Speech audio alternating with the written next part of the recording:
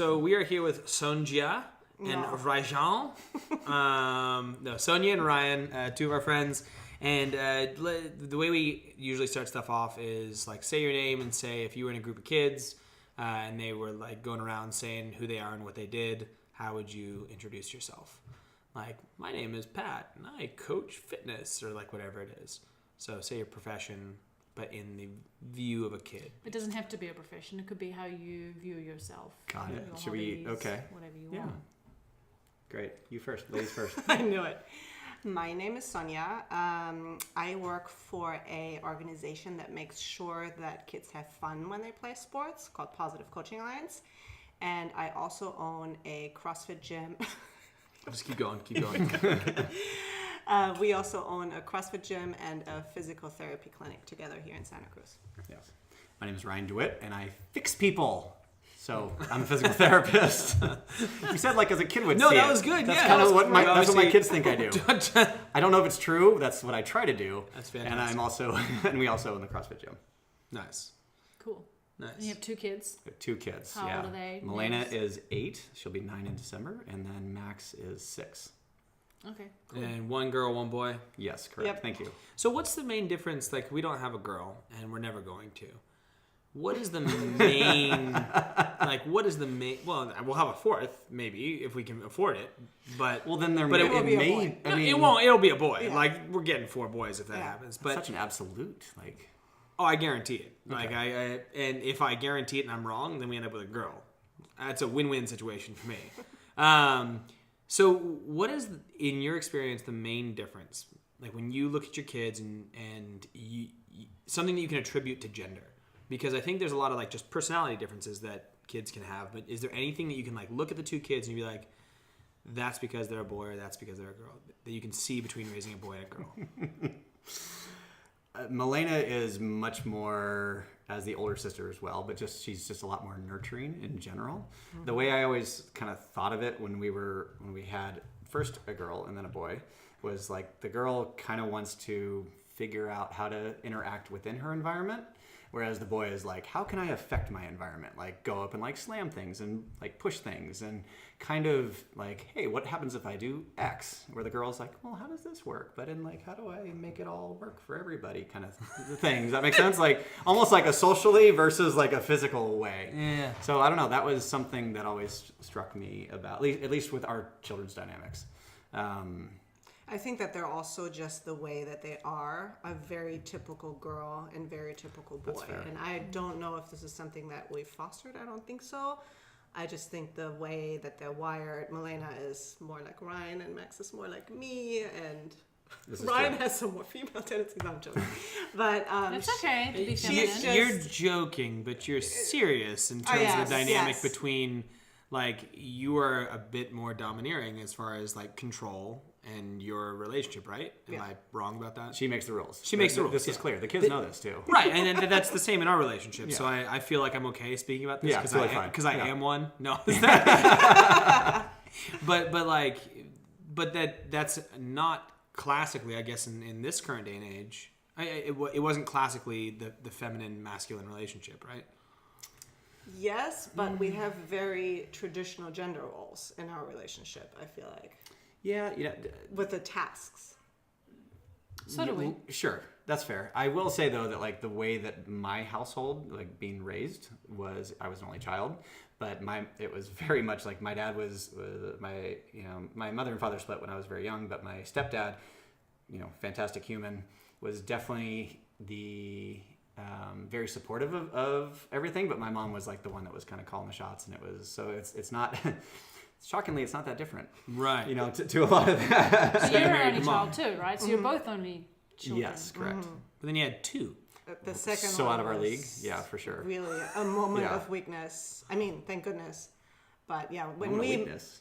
What? Well, we didn't want to... Oopsies? Was it an oopsie daisy? No, it wasn't an oopsie. There was a moment wasn't. where we said we wanted a second child. Right.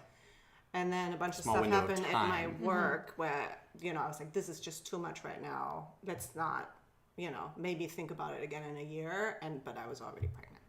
That's what I mean by that. But no, when we first met, we were both like, yeah, one's fine. one's good. Yeah. And we're both like so glad we had two. Yeah. Why? Why are you glad you had two? Because they love each other and they get along great and they entertain each other. And when we go on vacation, they play together. And we have a his and hers. And Max is, more like me and Ryan's more like Milena. And we have different, relationship with each of them. And I mean... For me, like the dynamic is super cool, like to watch both of them. But also, as we've been talking about, I was much more introverted as a child, and so kind of quiet, much more passive in a lot of ways, much more of an observer and kind of see how things go and then jump into it, which is kind of where Milena's at. But I feel like being an only child, and I was on a street with a bunch of other only children, that we'd all go play together, but if something happened, it'd be like, I'm out, go home. So it's like the amount of, I watch them and they have banked so much like interpersonal conflict time and like conflict resolution time that like their communication of the things that they are saying, it took me like into my 20s and 30s to be able to say some of this stuff. Yeah. That's cool. And so for me, this is, and also just with Sonja's influence, watching like the things that Milena's doing, I'm like, wow, I never would have said that. This is the cool, like it's the best experiment of like, how do I take all the things that I think are really cool about maybe myself and Sonja, and how do we like supercharge it with all the really cool things that we've learned from all this life experience that we've had thus far, and like really empower them, and then how do we get them to communicate with each other, and then they can then use that as a platform to move forward to how they deal with their friends and adults and other situations that they move into. So for me, like from like a communication thing, it's awesome. Not to mention just the fact that we have one of each and we get to have more of we have a broader experience by having two children than if we'd only had one. Mm-hmm. Yeah. And because we know what the single child thing felt like, so now we're dealing with siblings and we're like, why are they getting upset about this stuff? Why does everything have to be like super fair? And it's like, it just does. And we don't get it, but it's like we're learning what the sibling dynamic like truly feels like, which is super cool on our end. That's too. really cool. That's a good perspective to see it from too. Like, because I don't have but neither of us have your like. No. Conflict resolution is you have to like you're living with the person, like you're oftentimes sleeping in the same room. Yeah. So you never had that. No. You can always just be like later. Going home. Wow. Not having a play date with you again. Yeah, exactly. Well, that's like we see it sometimes with Oaks, with Arrow, because he still had 3.5 years without Arrow. Sure. And so, probably same with Milena, but Milena's different to Oaks. Now like having to share, and that's a hard transition for a 6-year-old. I guess he was when he started to having to share with Arrow. He was probably like 4.5, 5 when Arrow like was cognizant of like taking his things. Sure. And so I guess. I don't know how your parents raised you, but that must have been super hard to grow up like by default always getting your own way, because it's not like we wanted wasn't Oaks. hard, it was awesome. Right. Awesome, but like as Ryan said, like there was stuff that you had to deal with in your 20s that you didn't know I didn't were issues. have a library for. Like I didn't have some of those experiences for. So it's like, well, how do I do? And part of it was just our family dynamic too. Like how did we communicate with each other and what did we say? And it wasn't bad by any means. It just wasn't. It wasn't forward. It wasn't direct. So like I distinctly remember like kids coming over and like breaking my toys and just being like, oh. It was like the end of the world, And it's like, but I didn't know what to do about it. I was just like, I kind of want them to go home now, but like literally the way that we let them, but then we can also like kind of moderate it if it needs to be, like some of that conflict when those kind of things happen, because they're gonna happen, and conflict is communication. That's how life works. So we can really be, guiding them through this. And I think that's so fun. Do you think there's a way to do that with an only child? I think there is. I think you just have to have really good open communication with your kids and just have a really, just be able to expose them a lot. Yeah. I didn't even have everything. cousins. You didn't really have cousins either. Kind of, but none that I was close with. Yeah.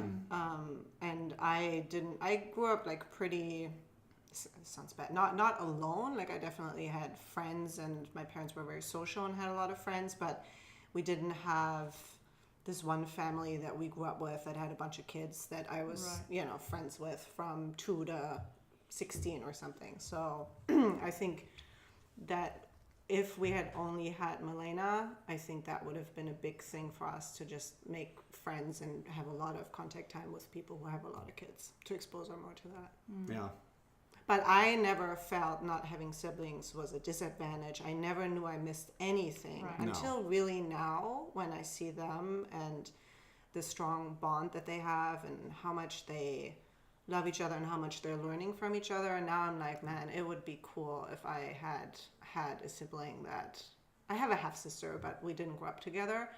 If I had really had that other person that really gets you and that gets your parents, this would be really awesome. If there was someone I think that's who I could really vent to about commiserating. how annoying A, B, and C, that would be. No one else can vibe on your parents the same way your brother can or your sister can. Like, and we're the only ones who have to take care of everybody one day. That's a huge responsibility and pressure that we feel that we're going to inherit all these old people that at some point are going to be dependent. We are solely responsible for. Yeah, it's a lot too because of the family dynamics. There's difference. But also with there's just that you guys have this. You guys have siblings. You have that person that's known you.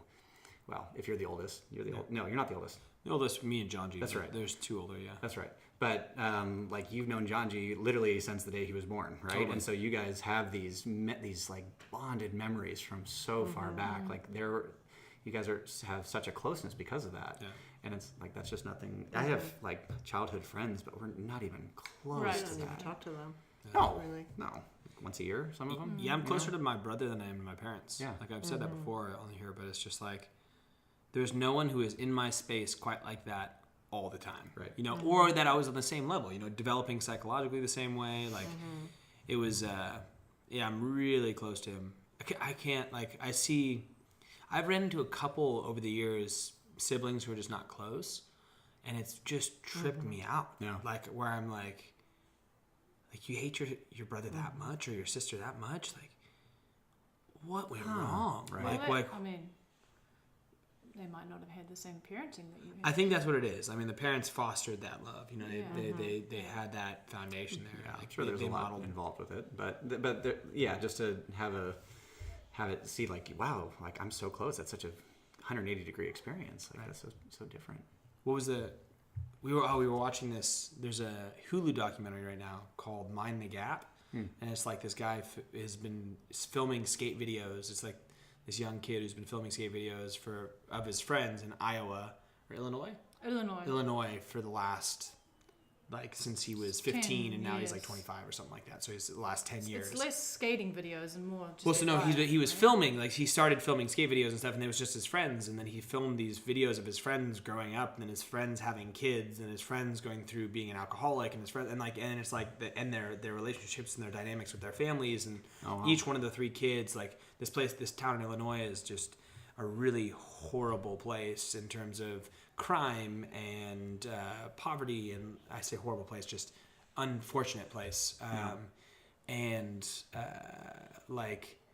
one of the kids lives in this family, and his brother, there's 6 brothers in the house or something like that, 6 siblings in the house, but his brother, at one point in time, this kid had been saving up all his money to go leave and to get out of living in the house, and he's 23 years old or 21. And the brother comes in one day and breaks into his room and steals all his money that he's been saving, because he's been saving in this little safe. And he's I wish my dad was still around, because he would have laid into him, he would have whooped his ass. But and the dad died, and the last thing he said to his dad was, "I hate you," and it was just they were all really sad stories. None of them were they were no one was trajecting apart from that kid to in a positive direction. And Pat and I were just sitting there being feeling very grateful for our lives, but also feeling kind of guilty that we had such good upbringings and parents that we're in the positions that we're in now. It was if you want to feel kind of depressed, you should watch this. Yeah, it's not depressed. It's just no. Watch it. It's because it's eye-opening. It gives you perspective. That's how a lot of people live in America. And in the rest of the world. That's just it's normal. People get the beginning of it was that they became estranged from their parents at very young ages, and they just wanted to skate, and their parents didn't understand them, and their parents didn't really want them to skate for some reason. They obviously had stigmas around it or whatever, so they butted heads. So these kids just left home at 16 or 17, and then they were just on their own and trying to recover from that for the next 10 years, and they just couldn't, because they were in this town that it wasn't even probably the town, it was more just their situations that they didn't have any support. It's just brutal. No support. It's just I mean, it was they had kids one had a kid at 21, and then you're 21 with a kid, and they want to go out and party, and so they couldn't get along because one had to look after the kid, but they both wanted to be social, and it was just like, gosh, okay. Totally. Anyway, can we? Circle back. I wanted to. Do you mind talking about some of your birth story stuff on here? No. Okay, so you've had your first birth story was somewhat horrendous. Yeah, I didn't want to use any. No, it was pretty terrible. Do you want to tell us kind of what happened? Yeah. So just to preface that, we were talking about it before about how you, and I guess what I'm trying to say is this part of it struck me as really heartbreaking, and I'm sure it happens to many women, is that once you eventually went through your labor, Milena was taken from you for how long was it before you guys? A week. Yeah, so you didn't get to be with her for a week. Well, I didn't get to be with her for 24 hours. Right. Yeah. But so 24 hours, and then she was in the NICU for a week. Mm-hmm. You could visit, but you were postpartum. So I was in a different hospital. Right, you were in a different hospital. So what led to that point? So I was past due about 10 days, got diagnosed with preeclampsia, and then they admitted me and said, we're just going to induce you. And for 3 days, they tried every method under the sun to get my labor going, but it's what is called a failed induction, where basically I didn't respond to Pitocin or to any of the other things they were doing. And at some point they had broken my water, and once you do that, you only have 24 hours, I think, to have the baby. So nothing happened, never had a single contraction. And then they said, okay, we're going to have a C-section. Which at that point we were both bummed, but we were like, whatever, After 3 days, I was just ready to meet my baby and make sure she's okay. And anyway, and there was a big storm, so there was all these emergency C-sections. It was a total shit show in the hospital. So we had to wait, I think, 6 hours after they told us that we were going to have a C-section until we actually got to go in the OR. Which after they broke your water, time's ticking. And so I was, we were on edge about that. And then she was born and she came out, and everything at first was fine, and they gave her to me. We had a total batshit crazy nurse who was super intense. But she actually did diagnose it correctly, that Milena kept skipping breaths and was just she kept spitting up mucus. Yeah. Right? And then she would catch her breath and go it was super creepy. I literally had to grab her and scoop stuff out of her mouth and turn her over and give her some back blows and stuff, and all this gunk was coming out, and it was meconium or well, what they had said when she was born, the surgeon had said, she's flaring her nostrils a little bit, which is usually a sign that they've inhaled some meconium, so we're gonna have to keep an eye on her. And then that all was happening, where she was having trouble breathing, and then she'd spit up some mucus. And then when I had to do that a couple times, it was and then the nurse, who was a little intense and crazy, was like, I'm gonna go get somebody right away. I was like, great, it's wonderful. Mm-hmm. And I was really out of it from the anesthesia. I had crazy shakes and just it was intense. I think my body was in shock after everything. Well, not to mention all the drugs that you've been given over the last 3 days. Correct. Yeah. And so they said, well, we're going to... the C-section. Yeah. So they said, we're going to call a neonatologist to be safe. What are you going to say as a parent? Of course, you say, get the neonatologist. So Please. They come over from the hospital. I was at Sutter, and then Dominican right across the street has the NICU. And so he came over and he checked her out, and he said, I think she's going to be okay, but we really, as a precaution, want to take her and, make sure she's fine. And of course you say, yes, take her to the NICU, hook her up to all the monitors. I'm not going to take any chances here. What I didn't know was that meant I wasn't being transferred with her. So I had to stay at Sutter. So why can't they transfer you with her? That's the... Because she was admitted at one hospital. Because I was a patient of Sutter, and she then became a patient of Dominican, but they couldn't transfer me because I was just the mom. So I had no job to being at Dominican, I guess. It is messed up. It was crazy. If I had known that, I would have never given birth there, that could happen.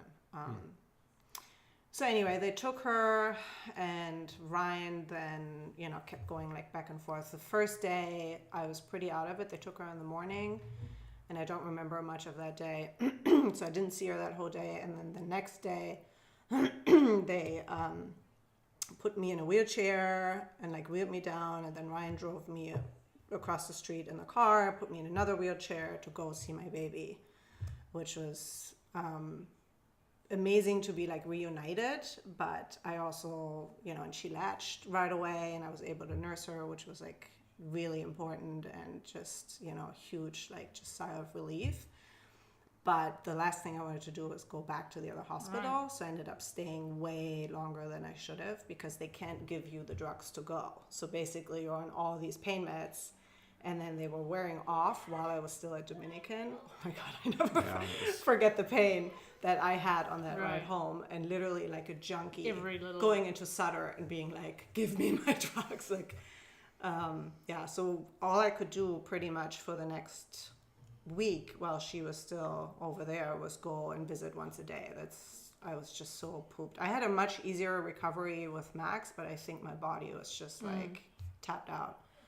And Ryan would like run back and forth, and I would pump and then bring the colostrum over there, and she did fine. She never was, her life was never in danger or anything like that, but it was still, it made me feel very insecure when she did come home. So I went home a night before her, so we spent one night at home before she was released. And I remember when she came home that I was like, I hadn't spent any time with her, and she had this breathing thing that you're still worried about. And I was a nervous wreck. Yeah, but we also we had visited with her, but we hadn't like cared for her we hadn't had those 3 days with other people around to focus on getting settled in with her. Yeah. So it was very, little pieces. So of that. if there was any advice you could give to like other people who go through this, like what would you say? Because I was saying to you before, I couldn't imagine not being able to see my kids like right away, and then having them being taken from me.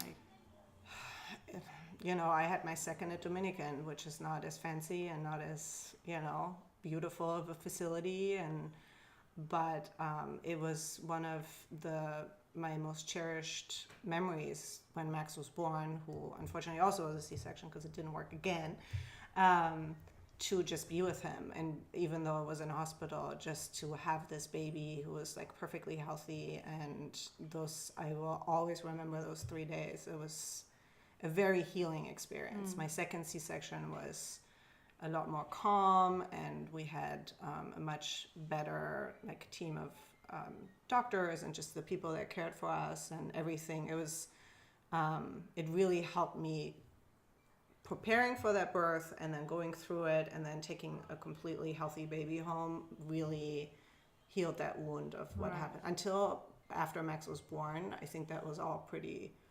open and raw, but because I was caring for a newborn and then getting ready for the next one, I never had time to deal with it really. And that all kind of I don't know, just made it a lot better. yeah. No. So what What about the transition from going from the hospital to going home? You said that was like quite nerve-wracking for you guys. Like, would you next, if you knew this somehow, knew it was going to happen again, would you like have more support, or would you? So what we did actually was we hired a postpartum doula who came to my house, and I had read every book about what, I was uber prepared, but I was still freaked out. It was like this weird combo where you're like, I kind of know what to do, but I'm so worried about doing it wrong. And she, I think, came over once only. I think she should have probably come over a couple more times. I think that would have been just more soothing for me. But I also felt silly having her over, because I was like, wow, my mom's here and Ryan's here. Like, that's right, your mom was here. What's my problem, And then I think the second thing was that I thought that once my mom goes home back to Germany, that we would just want to be alone with the baby. And that was not true at all. Like, what I should have done was line up way more visitors and people that I hang out with because I felt really isolated. Yeah. But your mom was, but you're also at that point 10 days over. Yeah, by the so time my we mom had her. didn't get to stay. So She her was there mom for that showed, pre-period. correct. So Right. we kind of like of the 2 weeks that she was with us, She was there it for a was week. it was 4 days when we actually had Yeah, Milena. she extended her trip actually. That's right. Yeah, right. But it was still maybe a week after we came home, and Yeah. then she had to go, Sounds right. and then he had to go back to work, right. and then all of a And sudden, you're by yourself. and she was a screamer, like not an easy baby at all. So it was rough. It was Yeah. rough. Yeah. So having friends and people just around more would have. Well, the first time I met you, I was crying. Yeah, I think I remember to Angela's house. Yeah, because you were next door, and I That's just right. said, and this was the second time I think my mom had come, and she had just left. That's right.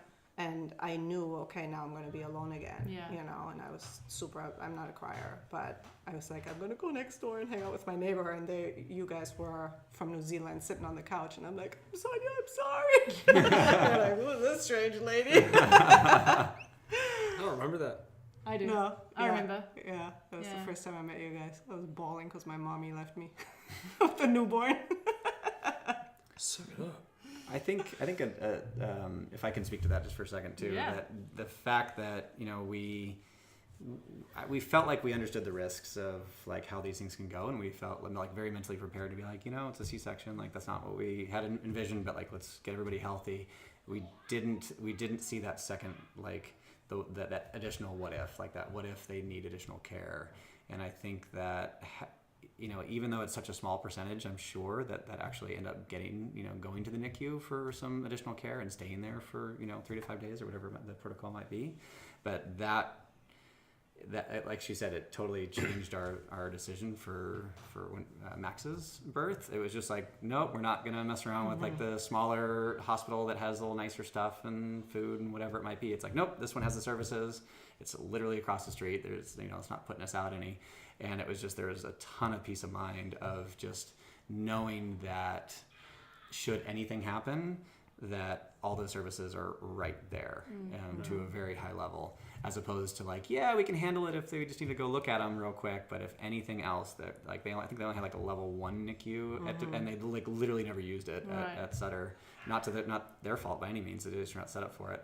So had we kind of had a more of a reality check that was probably a potential, or maybe even that strong of a potential. I think we're both pretty prudent about making but good decisions. Why was it a potential? Like you we couldn't have known. We wouldn't right? have known, but I think we knew that they that they were kind of more just a birthing center in some ways, as opposed to like a full-fledged hospital. I mean, so but we've had both our kids there, and we're gonna have our third there, and we've had tremendously pleasant experiences. Sure. The experience wasn't bad. It was just the what if. That's the only thing. But there's a what if with everything. Sure. So They were just doing their due diligence on their second one to not have it happen again. Right, but I'm saying, what could you have done beforehand? Right, exactly. Beforehand, I think the only thing that we could have done is be let's just run one more, let's do one more layer back on that what if, and then what would that look like? And that would mean that if we... we also didn't know that. What I regret that I didn't know was if something were to happen that I won't get transferred. I just didn't know that, I don't know if in the moment, because you don't think you're going to be that case, I was healthy, everything was fine, up until I got preeclampsia.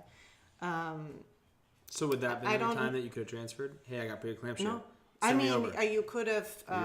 You can register with both hospitals, and then. But I only. That's the lesson. Register with both hospitals. You do. Always. Yeah, and we always have.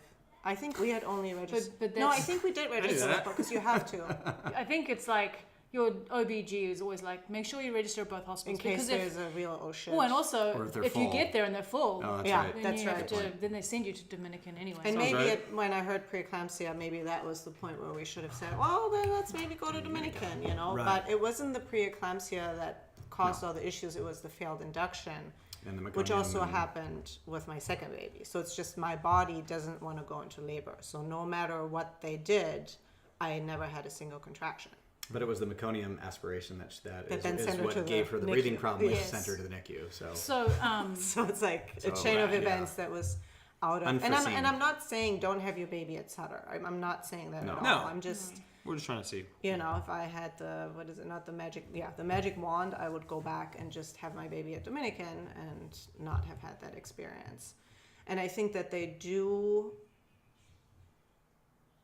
on purpose not tell you that you won't get transferred as a mom. No one ever said that, you know. It's like, well, when they give you the tour, they say, and if there's something with your baby, you can always go across the street. We have a level 1, you know, but Dominican is right across the street, and nobody pauses and says, you're going to have to stay here as the mom because we can't admit you with your baby, which means that if you have a C-section, you won't be able to see your baby. Like, nobody tells you that, which makes sense because they want you to be their customer, you know.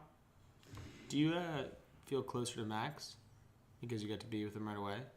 No, I don't think that. Yeah, I was just about to say something like along those lines. Like, you know, all this happened. You knew Milena was going to be fine. There was some trauma around that, but in the long run, she's fine. You guys have a great relationship. But I mean, no one can tell you in the moment of the first few days of having your child like that situation's okay. Mm-hmm. But looking back on it, like if you hadn't have had Max, let's say you stuck with the only child, you know, do you think you'd still be having those like feelings towards like labor? And for sure, I don't know if I would have maybe done something about it at some point to resolve it, but that was definitely a very open wound that needed to like be addressed and healed in some form or another.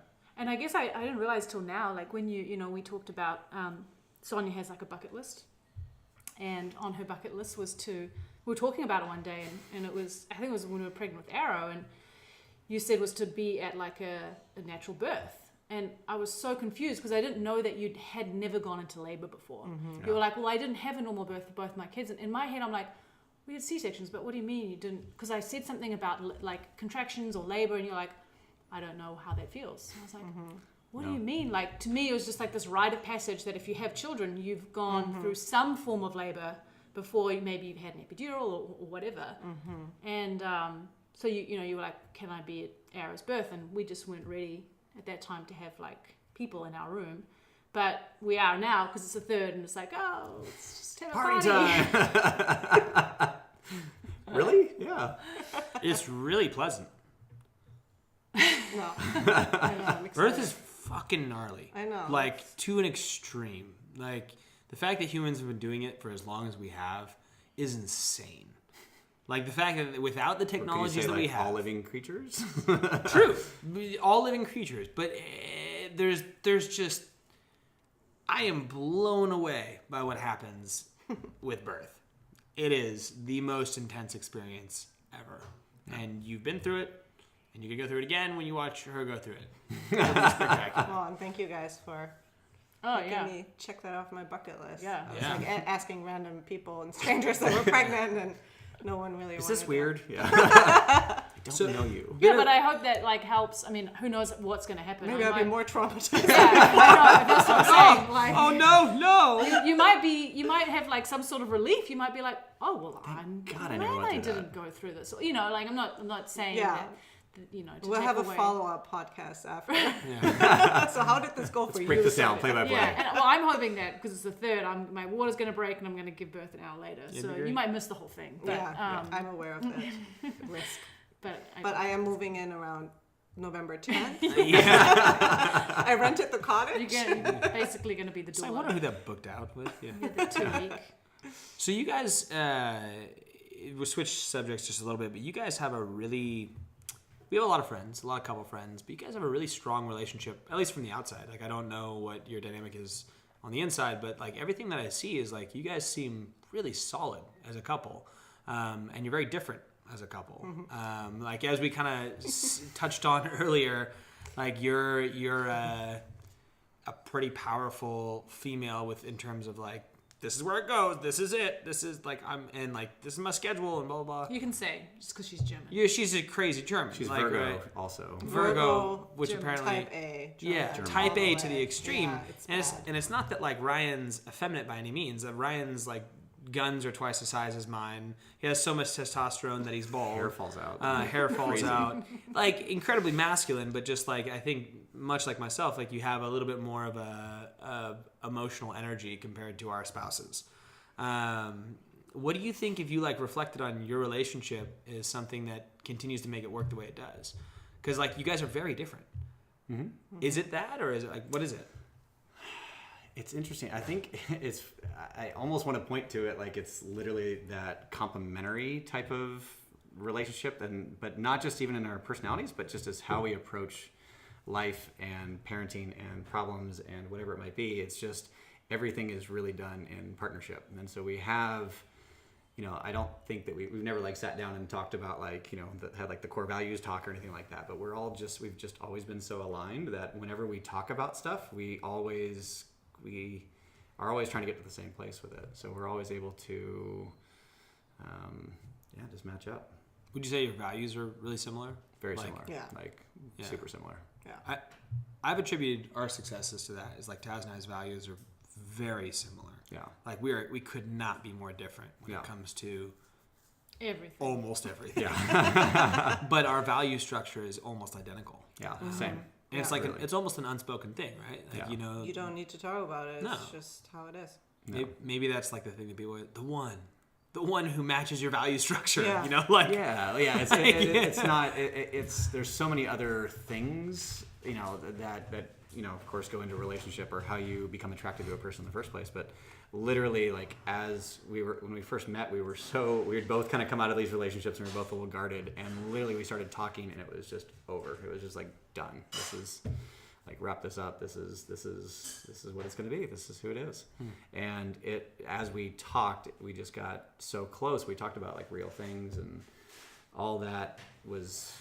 We said unspokenly, so not specifically, but we saw a lot of those same values in each other, and it just made sense. We also, from the get-go, said never are we going to play any games with each other. Yeah. So when we were dating, I'd never dated anyone where there was no tug and pull. It was literally just easy from the beginning. Oh, there's a tug and pull. I was going to say, should we clarify tug and pull? I mean, Good choice of words. I think we're talking about an emotional tug and pull. Oh, emotional gotcha. tug and pull. You'd never date anyone where there was no emotional tug and pull. Gotcha. Yeah. So okay, keep Clarification. Um, It's okay. It was about to happen. I know. Maybe this was the only one. No, probably not.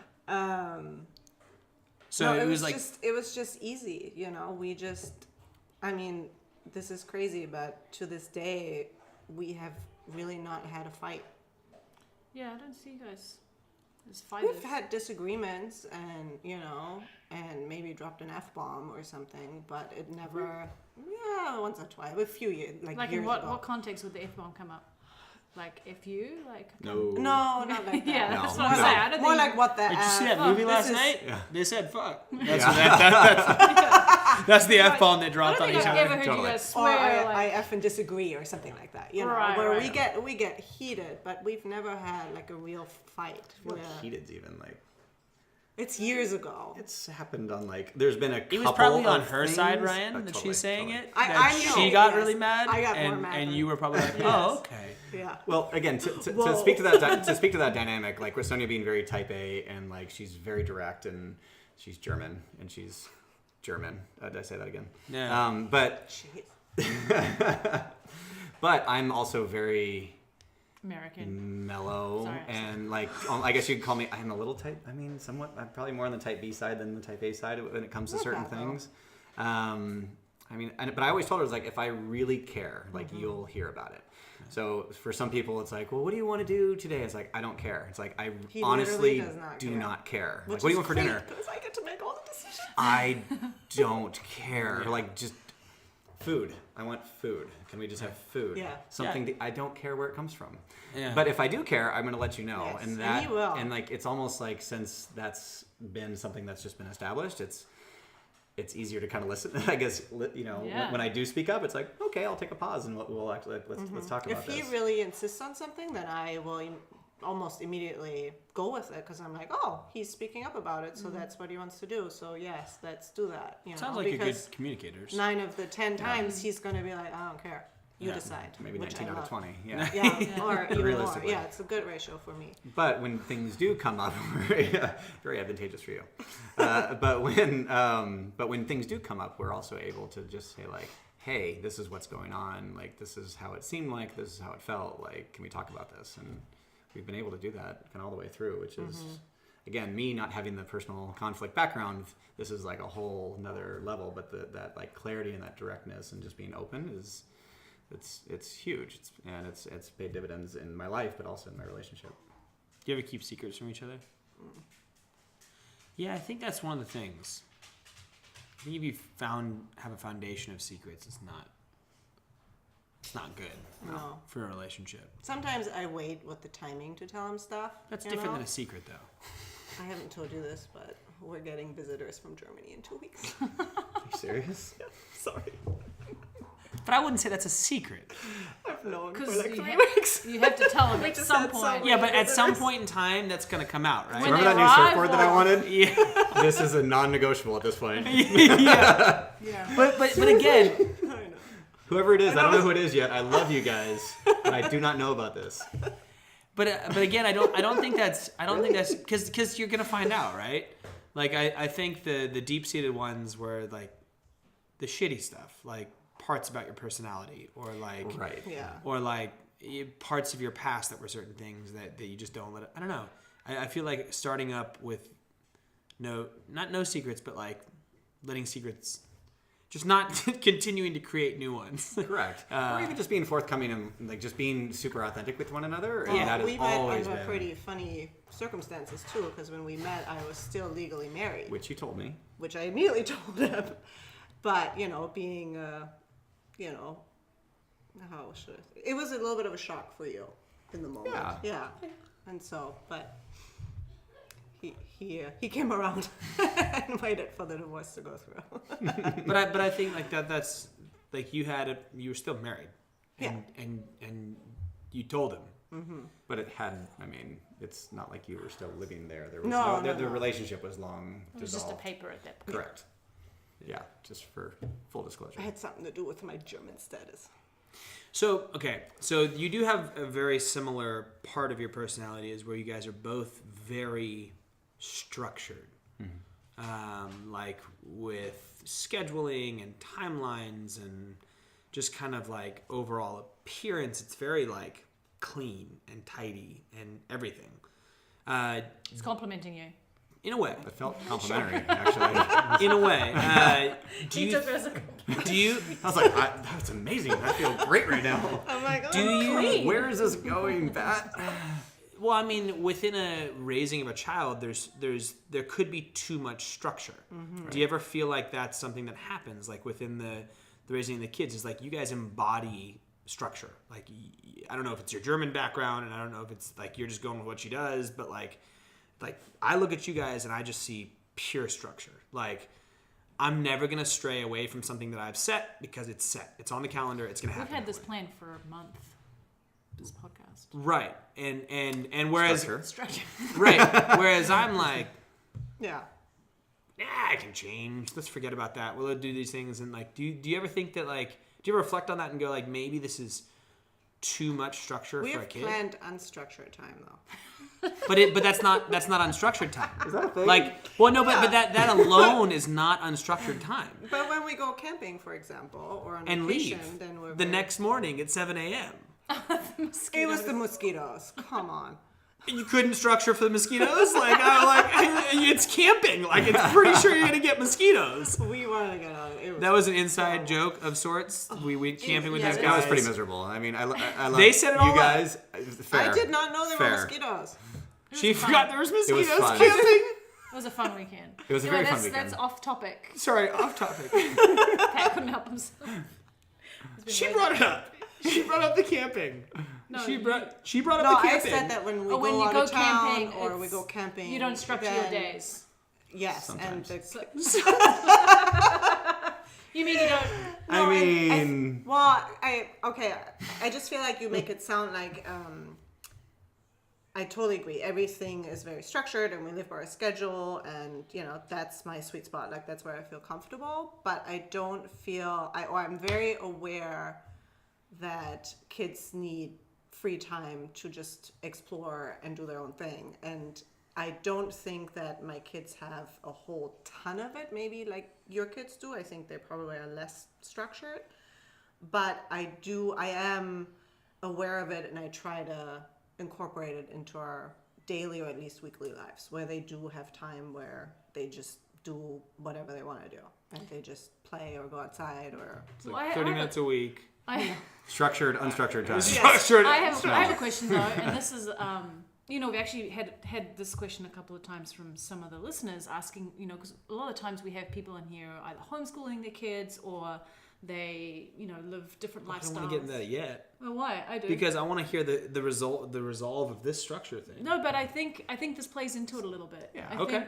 I think because you guys live really busy lives, and not to say that we don't have busy lives, but it's a different busy, right? It's different. Like ours is just filled with kids, and so it's hard to structure around just constantly being around kids. And as we've found out, like the less structured they are, the kind of happier and easier it is for everyone, whether that's good, bad, whatever. Mm-hmm. But I know that when we've been really busy, and we've both had jobs that we've had to be at places, and we have to drop our kids off at places, and we have to be at practice, or we have to go and work out for 2 hours because we're competing.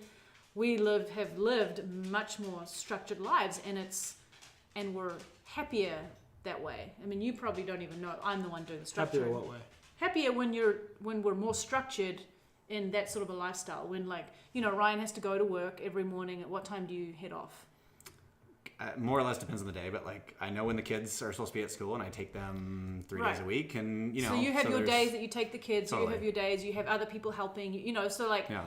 if that isn't structured, you just wouldn't be able to cope. It just wouldn't work for your lifestyle. Yeah, there's too many moving pieces with getting them to school, Sonja having her job, me having to get to my job and do my things, and then kids getting picked up and various practices and so I'm not taking away from what you're saying about having unstructured structure. What was your question though?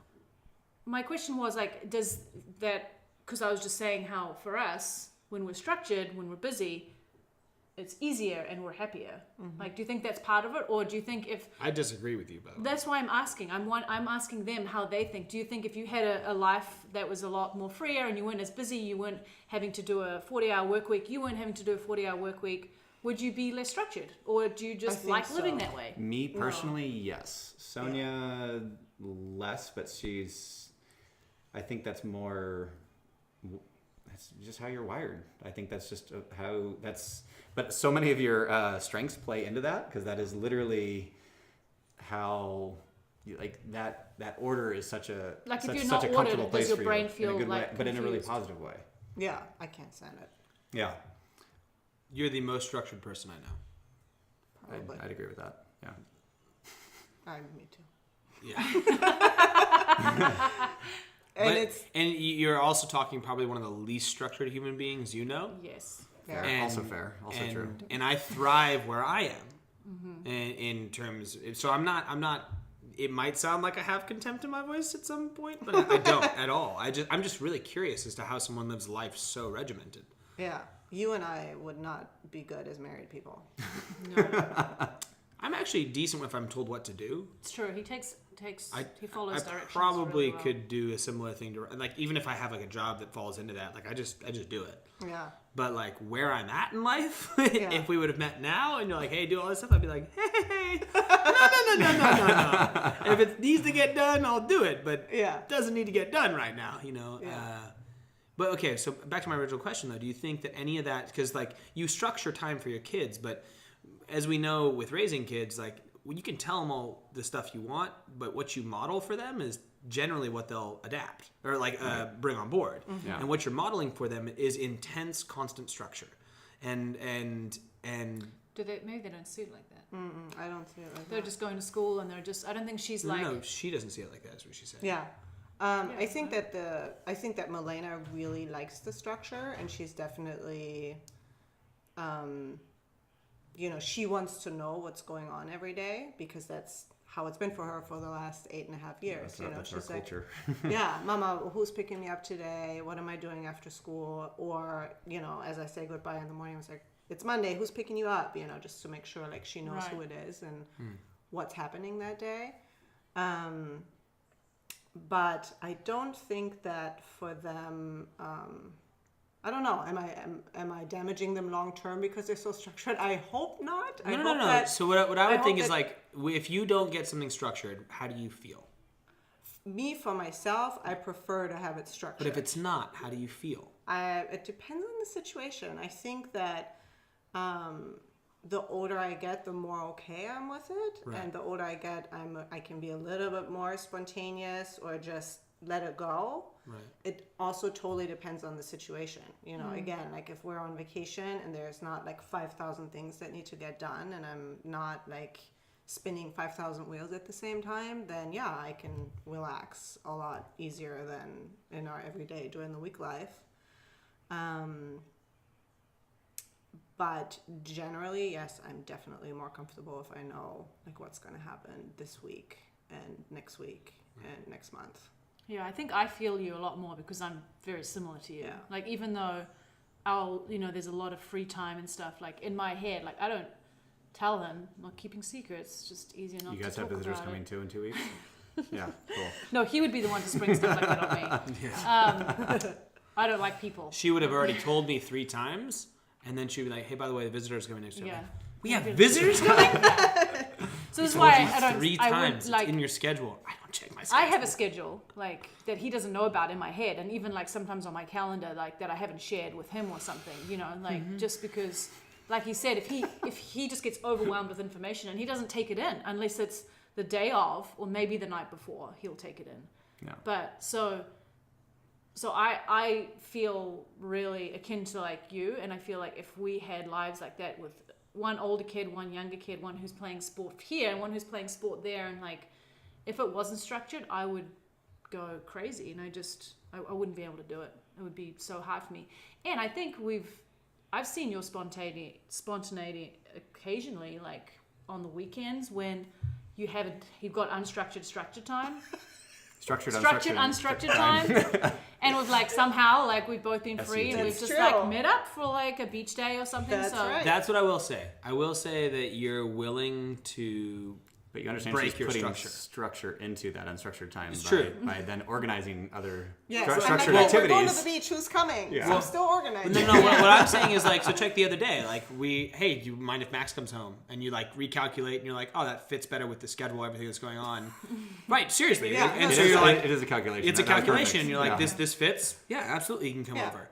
And then you text me and you're like, I can't pick him up now, can I pick him up at 5? So you give me 2 options, and I'm like, what do you want to do? And he's like, I want to go at 5. Cool. He comes at 5, and you're like, cool, I'll adjust.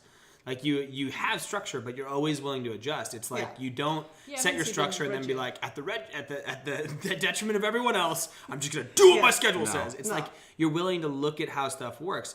And I speak of it when I'm talking to you. It's just like I don't work that way. Right, like, he's so different to us. I would be so actually I don't have any anxiety. No. But if someone told if somebody told me that I had no freedom, I would be like, hey, fuck you. Sorry, like straight up. Like I'd just be like, fuck you. Like you can't tell me that I have no freedom. I need to have freedom. I need to be able to be like, no, I don't have anything scheduled. I don't plan on doing anything. Something might come up.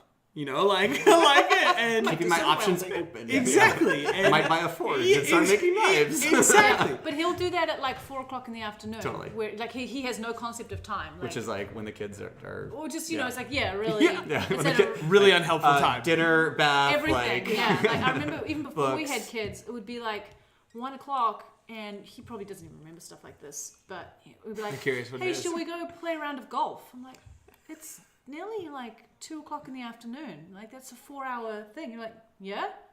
I'm like, okay. Like to me, I'm like, whoa, I haven't planned this. Like golf at 2:00 in the afternoon on a random day. Like this is way too like way spontaneous. too amazing. But welcome to my world. yeah, like so we're so different like that. I don't think you guys are that different because you're fairly structured too with how you plan your day. You know, you have appointments and you That have being to said, be... we've only known him since he's been with Sonja, so he could just be doing everything Sonja Well, but says. no, his job requires his job requires him to be on time. His job requires him to. I've never, I've always been punctual for a job. I've always, he could just have fallen into the role. That's the nature of his job, so he does it. Yeah, but we know Ryan beyond the fact that he's just with Sonja. He's also He's his own person. I am. He's his own Thank you for person. acknowledging that, Taz. Yeah. I have no Do you not idea. follow his Instagram? Like, he gets up at early hours and he's diligent. Like, he's his own. Does Sure. it. She's not like waking. Well, maybe and he she's went through waking up. school. I don't know. I'm- But He I'm went the through sleeper. school and he did all this stuff. Like, he's got this part of his yeah, personality. I like how we're talking about him as if he's not here. Yeah. But Sonja, like, and Ryan, like, people, I see people, and this is just from the outset of seeing other people, how they run their lives, like busy lives. Everyone's got busy lives. No. People who aren't structured within their days and weeks and whatever, like, not everyone. It works for some families, but I feel like they have a harder time with the day-to-day running of their households. They're in constant chaos. That's They're what I in would say. You constant guys don't chaos. represent chaos in any way. No. And they're always late for schools, and the lunch is being done at the last minute, and it's Yeah. like, whoa. Oh gosh. And then they're That's forgetting so things, anxious and Just thinking about that. things aren't being signed and taken to the right Yeah. times, and who's No, picking who up from school. I and- think I take pride in that. You know, we usually handle. have our act together. Yeah. Like, we don't run around like chickens with a haircut. Like, we go through stressful Oh, I have. times But where no, you know typically not. usually there is something really, like, someone is sick or something bad at work happens, somebody quit all of a sudden, or there's always like fires to put out, and then maybe you will catch us off guard a little bit where we're just like scrambling. But usually, But I feel like your scrambling is problem solving. It's not scrambling. It's like, okay, let's call this person. They might have some helpful It's not because advice. we slept in and we didn't get our shit done. Yeah. It's not because of Something's that. It's come up. literally because we are trying to our bandwidth is being stretched thin. Right. Is usually what's Yeah. happening. And you acknowledge it. Like, Yeah. when that happens. Right. You don't try and then take it on yourselves. Like, I think that's also a really great, like, quality, because you are so structured and you have everything handled, but you know the minute when you don't have it handled, and you will ask for help, or you will, like, you have a bunch of friends that help you out when you have your mouth, surgically Enhanced. altered. Altered, yeah. Like, things like that have seemed to come up a lot for you dental guys. implants, Yeah. no, Dental, not dental, facial dental. rejuvenation, Yeah. something like that. Just wanted to make- Speaking of that, you've been getting younger ever since I've known you, girl. I think so. It's true. Seriously though, like, I think you have looked younger and younger ever since I've known you. Yeah, you Yeah. don't seem to age. Yeah. No, I all genuinely think you've been going the other It's all direction. that CrossFit. That's what it is. Clean living. It's true. Yeah, You guys fit. talked me into. Yes. We did. Yeah. That was the thing. What was I gonna say? That's I mean, I think there's been plenty of good stuff. What would you give as, like, some advice for somebody who's unstructured, with regards to one step they could take to living with more structure?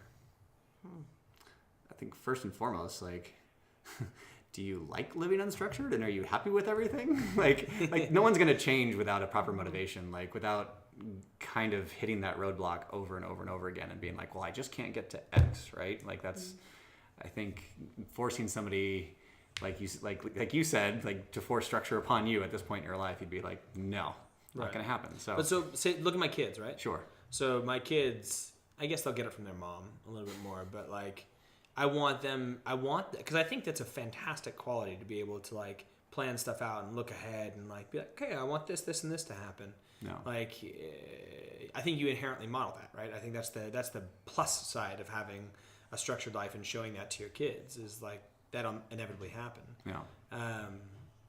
If someone who's unstructured, can you think of something that, like, would be one step to showing their kids structure?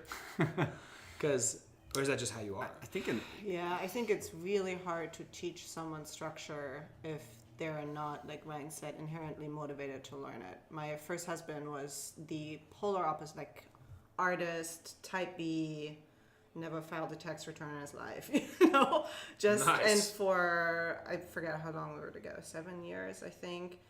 And I tried to, because I was in my 20s, I thought, let me help you, because I know how to do these things, and I tried to, help him learn how to be structured, and, like, I would make a filing system where he could, like, put his stuff, and he would still, like, throw, the papers wherever. That's what you would do too. And it just didn't, it just doesn't work. It's like, if you are not intrinsically motivated to learn or to change and to be more structured, I don't think there's, like, a one piece of advice fix that, Yeah. I think for us, this is not really answering your question, but I think a really good thing for us as a couple, me being more structured than Ryan, has been Google Calendar. That's on both of our phones. Yeah, same with us. It's I do not understand how families operate without having that on their phones. Well, they have to read it too. That helps. Which Yeah. is so unstructured that you don't read Google Calendar. It's not even on your phone. It's not even... I actually don't think Google Calendar is on my phone, but See? my calendar is on my phone, which syncs with my Google Calendar. Yeah. Okay, well, there you go. But the you actual can nip Google one step Calendar... of that. Yeah, by the way. yeah. He I think he looks at it occasionally. I think what's really funny is that like if he's put something on the calendar and I like, but he puts it on like the last minute because he only plans things at the last minute, and so like it'll be like the next day and I haven't looked at the calendar from like the night before to the next day, and he'll be like on a phone call. I'm like, oh, I didn't know you had a phone call. It was on the Google Calendar. And I'm like, Hey, if it's on there, she can't do I'm like, didn't you? I was like, it wasn't there yesterday because I like have my calendar open on my computer screen all Or the sometimes time. I'll share it with the wrong calendar. Yeah, like, or I'll he'll like, share it with- I'll like share it with my personal calendar and be like, yeah, all right. And then I'll be like, didn't you get the... Damn it. User error. Yeah. Yeah. I think there were two parts in that question almost. And one was like just giving somebody motivation or giving somebody structure that may or may not have structure. Or is it more like the modeling of the structure for like your children's sake? Because I think that's two different things. Right. So Yeah, I think it is too. I You're believe right. the second one. The second one. Okay. So I think literally something as simple as like planning a trip. Now, I'm going to be perfectly honest. Sonja does 8.5% of that? Okay, great. But I ask you where you want to go. you ask for my input, and That's then I get really involved like the day of. Yes. Oh my goodness, that sounds really, High five. really yeah. But I think talking, like planning it, talking about it, involving them in the process of like, well, what do you want to do? Like, well, then these are the things that we need to do. We need to make sure that we are working and we're putting money away, and like you can kind of go through some of these like various steps so that you can kind of show them that there's a process in this stuff that doesn't just like materialize, and you give them this expectation that, oh, I just snap my fingers and I get to go to Bali. It's like, no, it's not that simple. I think even if it's just involving, you know, even if you can't get like the day-to-day stuff, it's like, but give them something like, hey, what is something that we want? We really want to go. We want to go to Disneyland or something. Like, great. Like, all right. Well, when do we want to go? Well, we're going to go during this time. All right. What's it going to take to get there? How much vacation time do we have? Like, how much is this going to cost? Like, do we need to make hotel reservations? And like to kind of like let them know what that whole process looks like, and maybe even look for their input. I think would help with that. Yeah, yeah. No, I think that's good. We have a lot of Yeah. conversations around that where Ryan's really good when we do go on trips, that he appreciates me a lot for the work that I put in, which is nice for me to hear, but mostly it's also that the kids hear, you know, that they don't just get to go on these trips. Like a lot of work goes into camping, especially, I feel like, where More bug spray. Always more bug spray. and With DEET this time. yeah, the real stuff. Kidding. And we involve them a little bit and have them like help pack Inside joke, sorry. and stuff. But Yeah.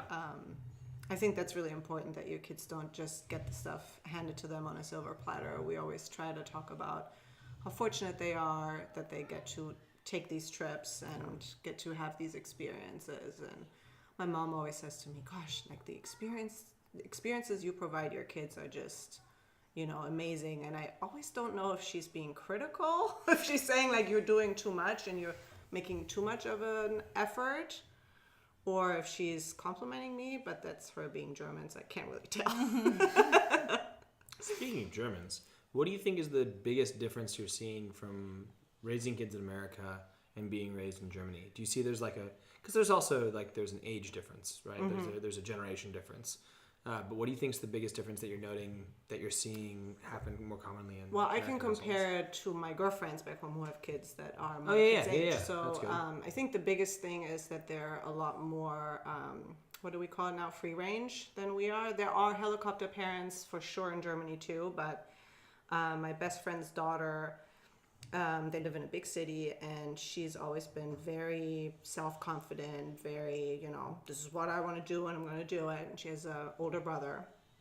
And when she was 4, she told her mom on the weekends that she wants to go downstairs and go to the bakery and get fresh buns for the family. And she doesn't have to cross any streets, but we've been at their house. It's like downtown. Like, Yeah. And she goes down the stairs, down the block, makes a left, goes down another block, goes to the bakery, buys the bun, and comes home. At 4. Yeah. At 4 years old. It's friggin' awesome. Yeah. It's like awesome, but terrifying. I know, I'd do would- that and stay one street behind Oh them. yeah, I would Yeah. be. No, I would Yeah. love to be able to have that like sense of freedom to let them do that. I just like couldn't. And they still, let the kids walk to school. It's also, everything's more accessible, because it's more urban. City-wise, And set up, Right. yeah. so kids in elementary school, they usually walk to school and walk themselves home after school in little groups or whatever. And things like that are just, I feel like, have more time to just be wild and to be out alone and explore. Foster independence. So I read this we were talking about it earlier, this really interesting book called How to Raise an Adult, which sounds kind of duh, but it was actually really interesting because the first 50% of the book, I was like, yeah, I'm doing that, I'm doing great. And then they had this list of what things kids should be able to do on their own at certain ages, like as a general guideline. And, some things our kids can do, but others, I was like, oh, I hadn't even thought of that, And so we're trying to make more of an effort to empower them to learn things that they're going to need to be successful adults. And it's... Can you give me an example of like one? Knife wielding. Power tools. Forging. Yeah. Okay, as long as you wear the protection glasses. Yeah. That was.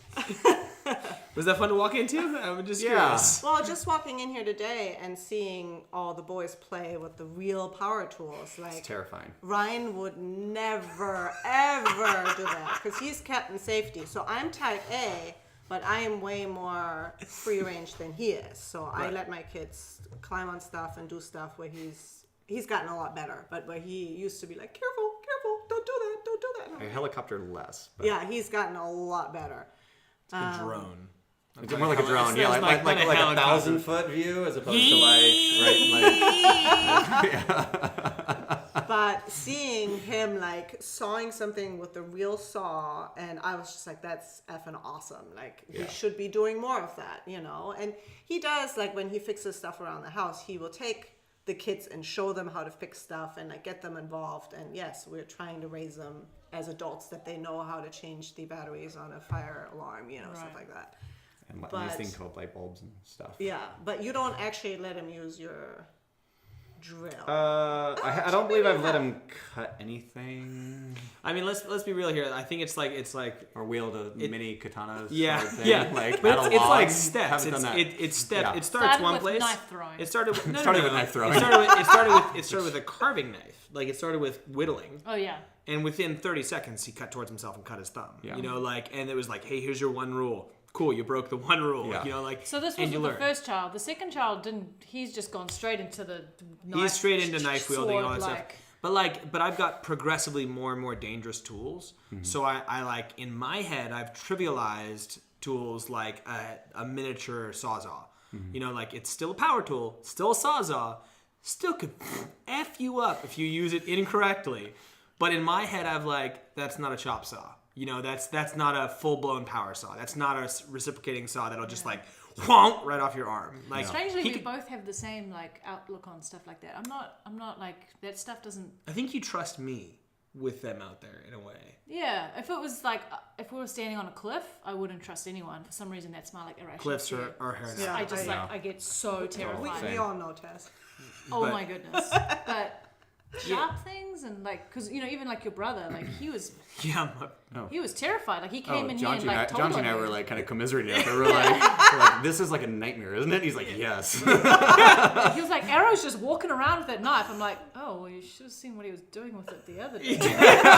He's like butt naked with a saw, Yeah. like a power saw walking around. Or that video when you were forging either that knife or something, or Max was forging the knife. Your son. He Yeah, said your he had son. safety glasses on. Yeah, I but gave him Arrow safety was glasses. butt naked, standing right next to him. Hey, I put safety glasses on your son, all right? Which I appreciated. Yes, Yes, thank you. which was I felt very you understood like. Well, I thought it was really fun to have your child for a while Yeah. because he His was world here was doing- exposed for sure. Yes.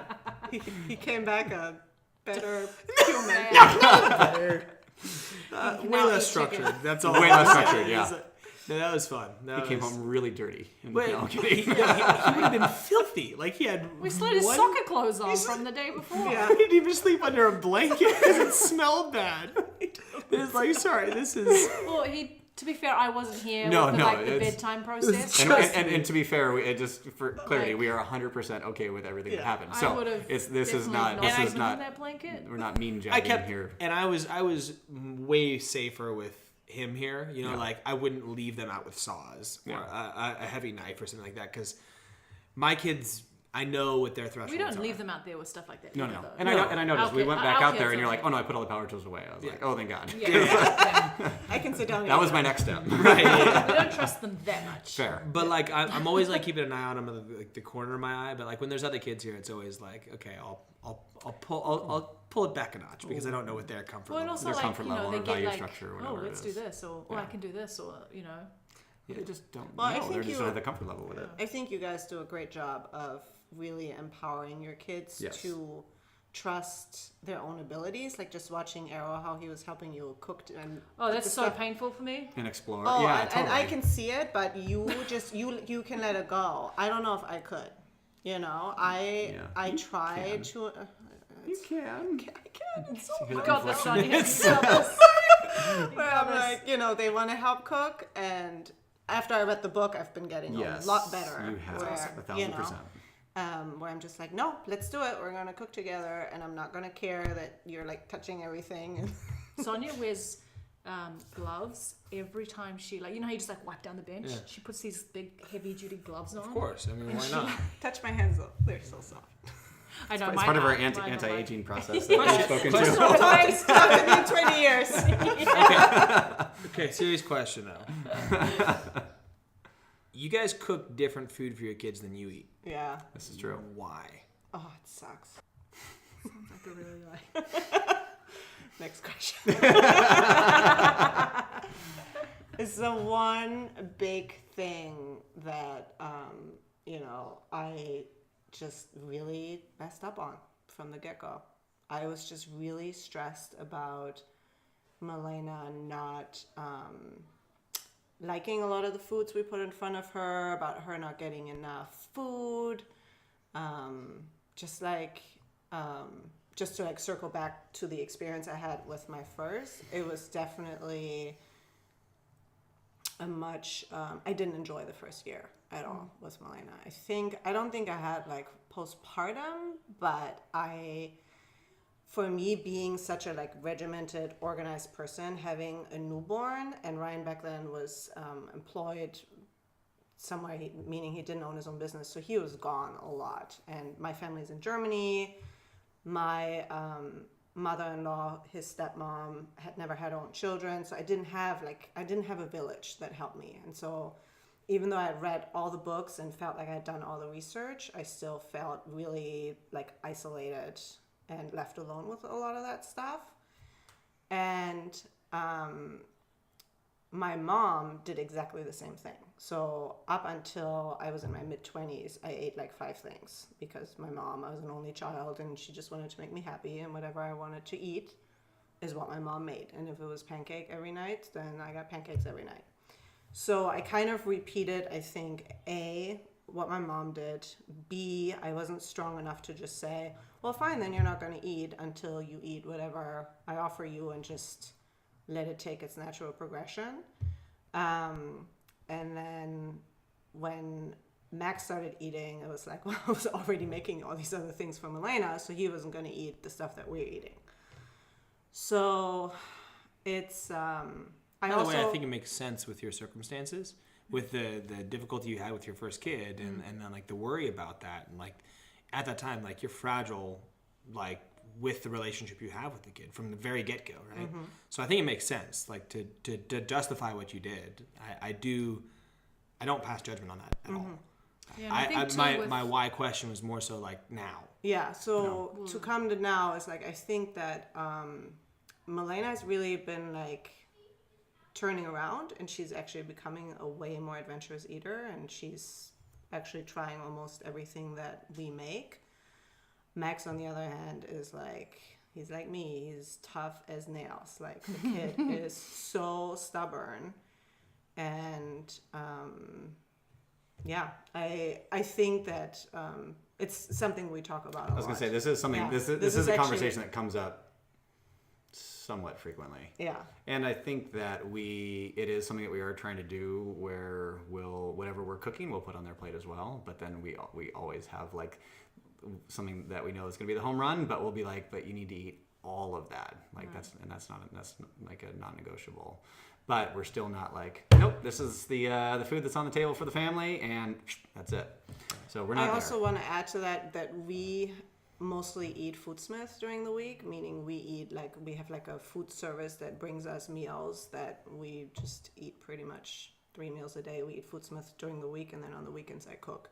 And when I cook, then I usually make it in a way that the kids will, of the 3 things I make, they will eat 2 of them. So It doesn't sound regimented at all. Well, it's for us, it's very much like it's just a bandwidth. Like, what are you going to spend your energy on? I think that's what I was going to say. You found what's in there that makes sense. Like, and that's honestly, it's like I don't have to think about what like leftovers. We don't have to think about cooking in the middle of the week when we're juggling 17 other things. And for us, it's been a really good tool, but it also does leave it where it's a portion for me and it's a portion for Sonja. And we haven't ordered more portions for them because it's typically some stuff that they're not at this level going to eat on a regular basis. But I feel like with kids too, like especially with your first, you pick your battles, like you know. And I think, like, for example, with us with Oaks, at that time of our life, like nutrition, and not to say nutrition isn't really important to us now, but what we fed Oaks was over the top important. Like, Oaks didn't have a piece of bread till he was like, I remember my mum, we were in Spain once with them, and he wasn't even a year old, and she just handed him like a crust, Yeah. And I like totally reprimanded her for giving him bread. Like, absolutely ridiculous. Like, she must have thought I was crazy. Yeah. Oh, he's, we don't feed our kid bread. Like, like thinking back on... Dare you! How dare, I remember those days. Yeah. Like, Oaks had never touched a French fry until... basically Arrow was born. Like, now Arrow gets like everything because he still eats better than 99%. Yeah, but what I'm saying is kids, you choose what's important to you, especially with the first kid, and then the second one usually like you're a little bit more relaxed, but it's still you still kind of follow. We just have the bandwidth, like we chose to make that our fight. We chose. That's what I'm saying. You choose what's important to you. Like for you, structuring your day from even when Milena was a baby was probably still important to you. Like, okay, from now I'm going to breastfeed, and then I'm going to breastfeed again. And I bet you had one of those like things on your wrist where you like didn't have those back. Oh, the thing. I didn't. I had a logbook. No, I'm kidding. Right. Yeah, I did. I did. I tattooed it on my arm. To speak to that though, as you were saying, like where you guys were at the time with like where diet was on your your importance list at the time that you had kids. For us, I feel like our diets were always like decent, but it's become more important in the last 3 to 5 years. Right. After we opened the gym. Right. And Milena was more about it. Or even just I feel like it's been a cool like gradual process. Opening the gym was a huge component of that, but also just like, man, I'm 35, like now I'm almost 40, like just going through those life changes, and some things are like, it just becomes more important that you want to feel better. Your diets have changed 100, and you feel better. Mine like crazy. And so of course you're gonna now want to put that on your kids, but so there's a little lag when it comes to like making the kids.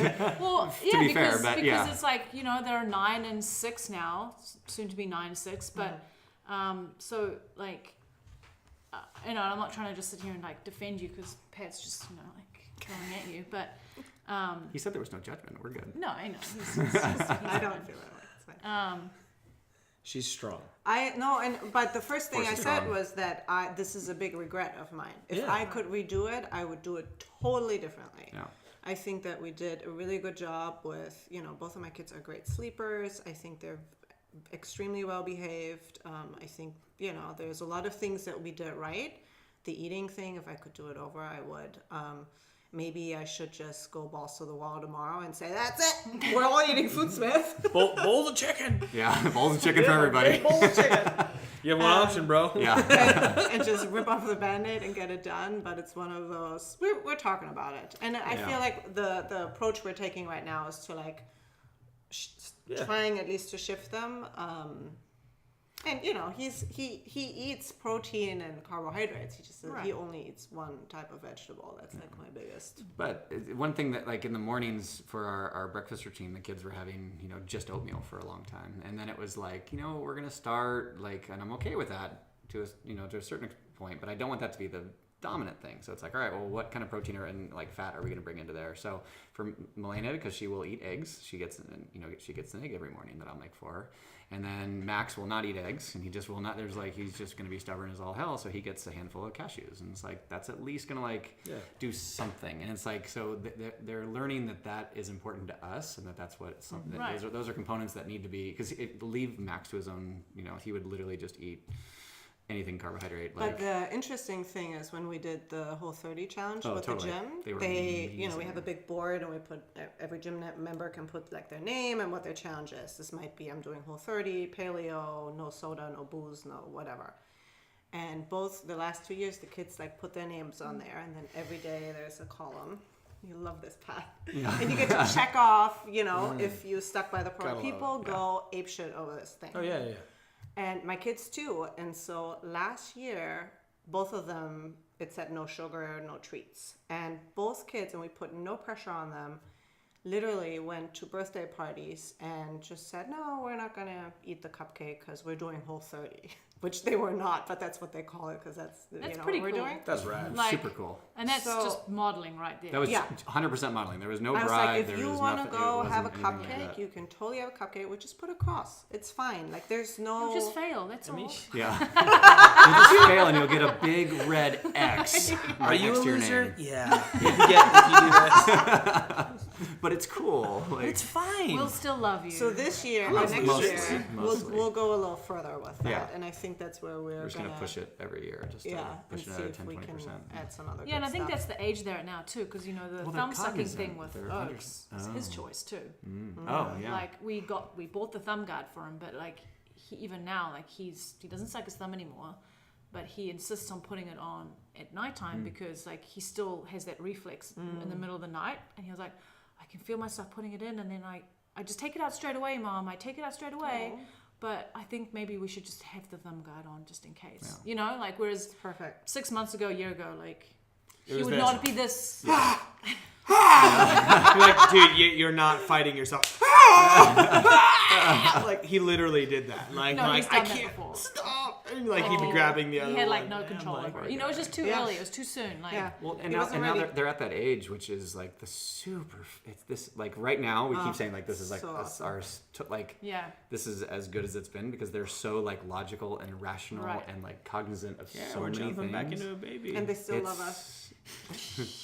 Not these guys. I was saying to That's Pat, why like, we're so happy for you guys. Yes. We really are. this But happened last time too with Oaks. So Oaks was like, just about 3.5. He was at that perfect age where, I mean, he hadn't been in diapers for ages, but he was kind of playing on his own. You don't have to constantly see what he was doing. Parent like, him constantly, and it was just like, it was easy. And we were like, at that point, we were like, wow, one kid's easy. You go through that period where you're like, oh, this is so hard. And then you realize one kid's actually really easy.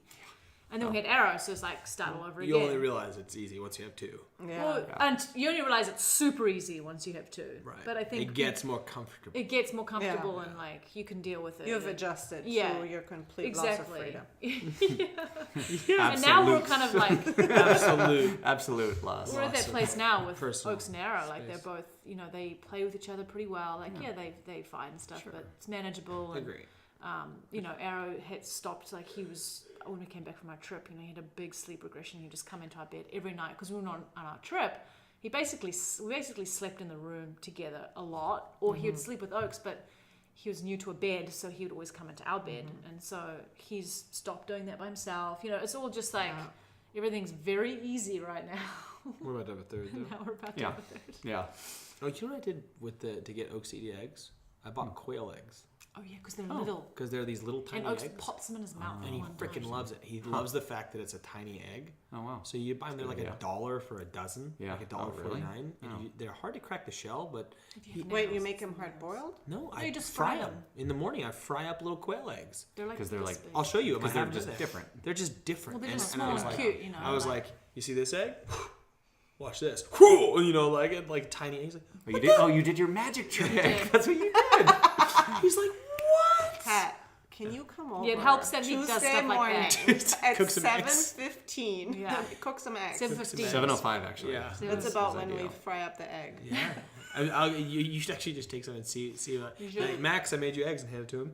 See? Well, And be like, it's see, weird. He just fought structure. Did you see that? Just no, Yeah. sorry. No, I'll just give you some. It's like no. Subverted. Come It was over. good. Come over. Maybe I can leave him here for another sleepover. good. Well, there's only eggs in the morning. Sorry, Yeah. bro. And knives Don't to know play what with. to tell ya. Super cool. It would. Yeah, he did great with the knives. Yeah. If you go back to right before you gave birth to Mimi, and you could tell yourself one thing, what is the thing you would tell You give yourself? yourself some advice. It doesn't need to be advice. You can just tell yourself one thing, like high five, like whatever you want to do. You could be advice. You could Could be advice. It- The structure doesn't like me. it could be something different than advice too. What would you say to yourself? Sounds really cheesy, but everything's gonna be okay. And what do I always tell Everything passes. everything passes. This was the big thing that I don't remember who introduced us to that term, but we say it a lot. I think that's just good life advice. True. Everything passes. We kind of do that too, especially with traveling. Yeah. It passes. Yeah. First time I traveled to Europe with the two kids by myself, I had talked to someone right before who had done it a bunch of times, and they said, just remember that you're on that airplane. It's going to take you 24, maybe more hours to get home, and it's your job. Like, it's not like you're traveling by yourself and you're going to watch a movie, you know? No, Right. you got a job to do, and it's going to pass, and you're going to get there. Totally. And there were moments, I mean, they were little, where I was like, okay, everything passes. Everything passes. You got this. And it's true. No. Ooh, I think something along the lines of what. It's a really good question. Yeah, because you guys have this like scripted, right? Like you're gonna ask them that question now. Yeah. Yeah. Cool.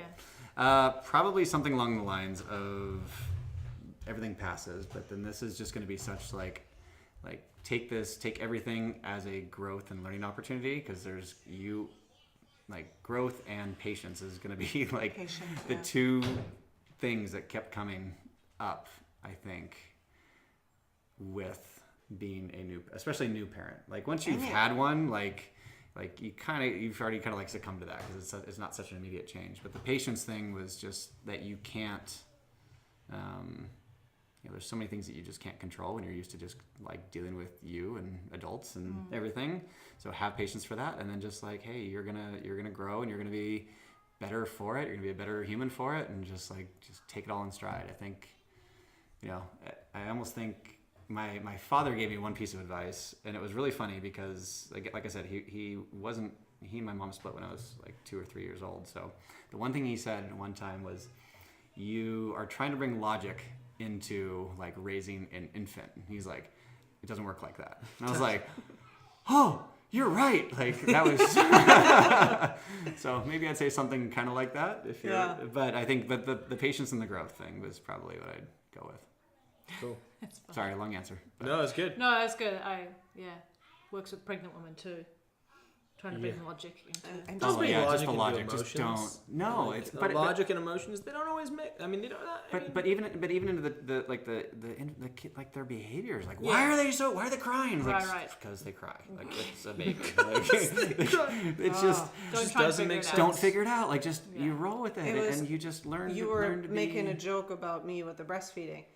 I literally, with Mimi, was so convinced that I shouldn't feed her on a time. The time frame should be every 2 to 3 hours, and it shouldn't like diverge from that at all.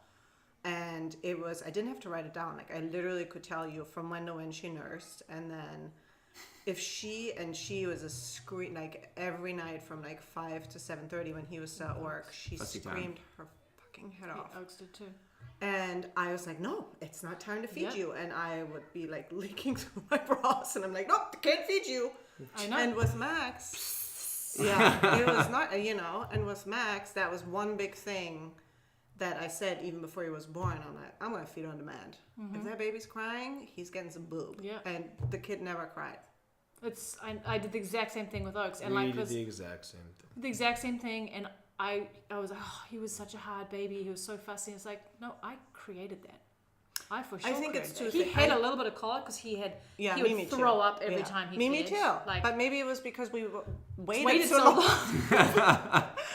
But I think it's two things. The way that I have, put this in my head so that I'm okay with it. Right. Like, one, I was way too regimented. Totally admit it. But the other thing also was, I think that she also picked up on my insecurity and my stress level and my anxiety around all of this, and always being alone with her all the time with like no support. That she probably, I was waiting for the clock to strike 5. Yeah. Oh, I was getting like 7 a lot of times. Yeah, so 7:30. Yeah. When the worst was over, Yeah. and I was literally getting anxious, and I think that she probably picked that up too. If you have a super anxious mom who's like, she's about to explode, I don't know, and so I think you with the second, it's just like Totally. you're just more at ease. Way more at ease. That's another good piece of advice for first parents. Have a second child, because it's just way easier. I started thinking about it though, like by the time they're old enough to realize, like all of our insecurities, like say those first like 2 or 3 years, they're not aware of any of them. Like they're just not. No. So it's like, it's all like us, like our self expectations, or, really, or what we're thinking that other people are, like other parents and other people are thinking about us. It's not like, are we really screwing up? Like, no, they're alive, and they're not even gonna know that we were screwing up. By the time that they're old enough to realize it, we're gonna have it down, And I think, like, again, just being okay, like, just, hey, you're gonna struggle for a couple of years, and just that's okay. And it'll pass. You're not gonna screw anybody up, and it'll pass. If you don't screw anybody up. I like it. Yeah. Thank you guys. Thanks, guys. Thank you. High five. Good questions. Can't wait. Thank you guys for listening to the show, and if you wouldn't mind heading on over to iTunes, giving us a rating, and also writing maybe a little review, telling people about the show, as well as checking out our sponsors, Perkia Rings, as well as Cat and Cloud Coffee. That's Perkia, Pyrkia. Use the code TRIBELIFE for a little discount. And if you want to go to Cat and Cloud Coffee, that's CATANDCLOUD, so Cat and Cloud Coffee, and put that in the old Google machine, pull it up, and choose anything in their store. Use code BARBERSHOP, and you can get 10% off anything in the store. All right, thank you guys. Have a wonderful day. Or night, wherever you're at right now. Or morning, whatever it may be.